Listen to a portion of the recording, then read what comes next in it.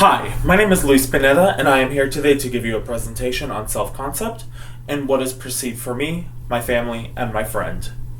When I had started doing this assignment, I was having problems identifying the key features of myself that best described me. And after much thought and consideration, I believe that the traits that I had displayed for myself best suited for me as the most defining to the least important. Number one that I have put in was Hispanic, followed by leader, and third, brother. And I believe my least defining feature was being tall and asthmatic. When it came to this assessment from a family member and from a friend, I had chosen my cousin, who has been in my life since I was literally in diapers, and I had chosen my friend, who has been one of my best friends for over 3 years, and who also happens to be my boss. Now, when it came to the results of the assessments of myself from my friends and my family, I had mixed reactions. The results in which my family put the order of my characteristics, in my opinion, were not surprising. I believe that the reason that she had placed the results were a direct result of who I am and how she saw me outside of work.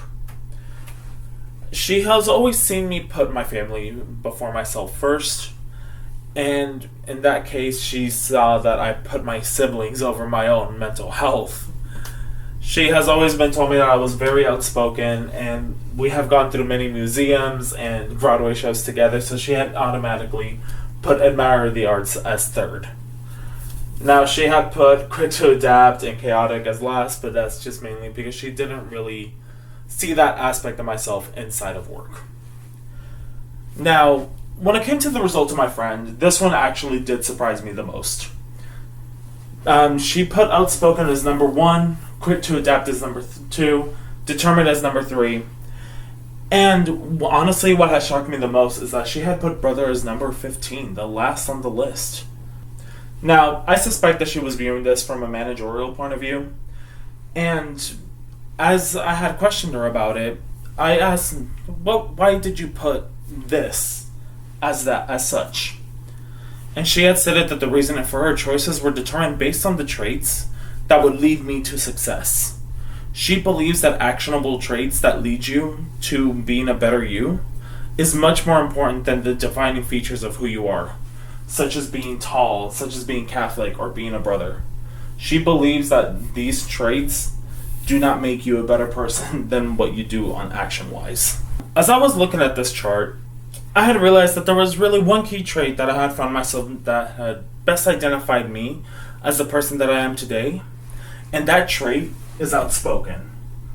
I had put outspoken as number 4, my cousin had put outspoken as number 2, and my friend / boss had put outspoken as number 1.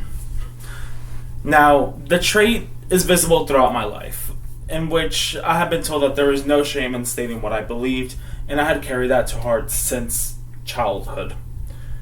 My friend, relative, and I have all viewed outspoken as being that top trait across the board.